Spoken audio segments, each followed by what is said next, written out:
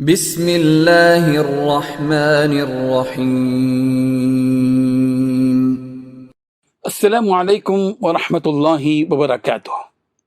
الحمد للہ حمدا کثیرا طیبا مبارکا فیہ، والصلاة والسلام علی سید المرسلین محمد وآلہ وصحبہ اجمعین، اما بعد۔ حاضرین و ناظرین، یہ درس قرآن نمبر 578 ہے اور آج سورۃ الانعام کی 2 آیتوں کی تلاوت و تشریح کی جائے گی، آیت نمبر 81 اور 82۔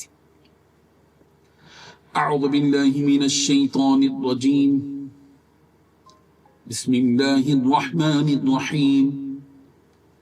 وَكَيْفَ أَخَافُ مَا أَشْرَكْتُمْ وَلَا تَخَافُونَ أَنَّكُمْ أَشْرَكْتُمْ بِاللَّهِ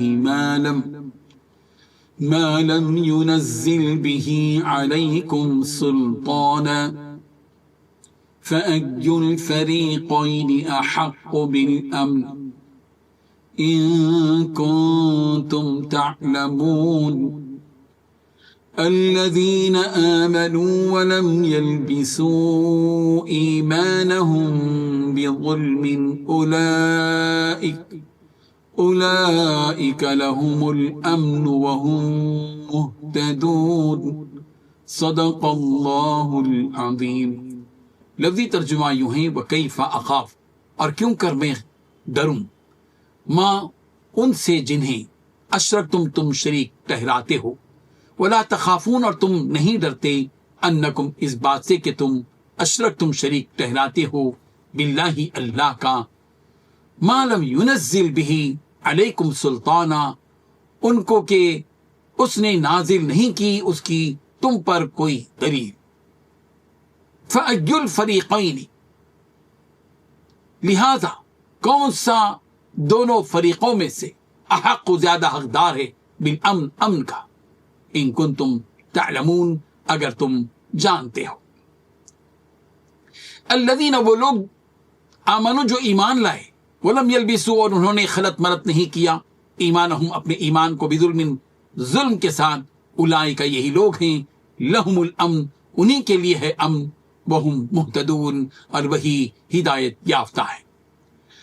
ترجمہ یوں ہے، بھلا میں ان چیزوں سے جن کو تم اللہ کا شریک بناتے ہو کیوں کر ڈروں، جبکہ تم اس بات سے نہیں ڈرتے کہ اللہ کے ساتھ شریک بناتے ہو جس کی اس نے کوئی سند نازل نہیں کی۔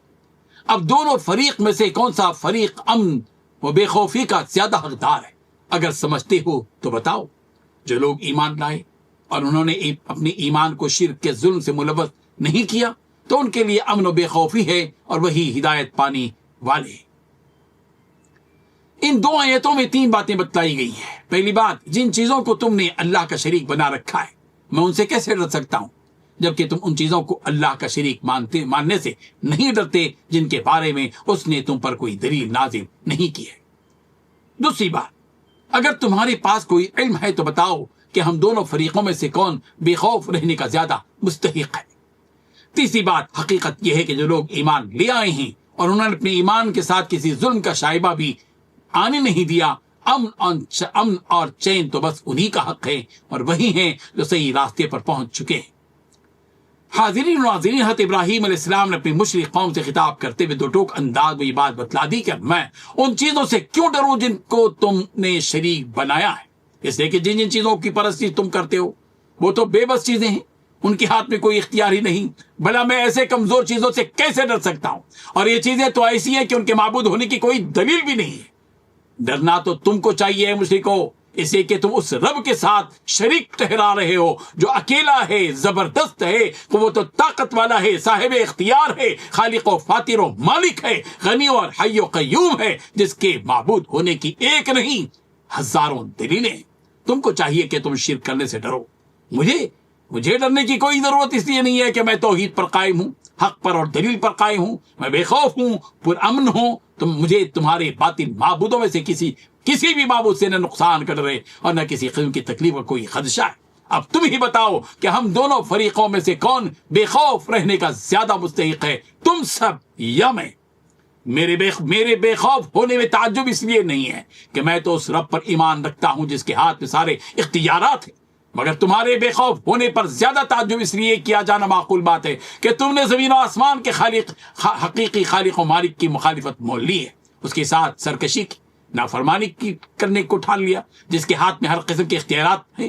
معلوم یہ ہوا کہ امن و امان کے لائق تو مومن و مسلمان ہوتا ہے، چونکہ روئے زمین کا سب سے بڑا مجرم مشرک ہے، اور مجرم ہی کو سب سے زیادہ خوف کھانا چاہیے۔ تعجب ہے کہ یہ مشرک حقیقی معبود سے نہیں ڈرتے اور ایمان والوں کو باطل معبودوں سے ڈراتے۔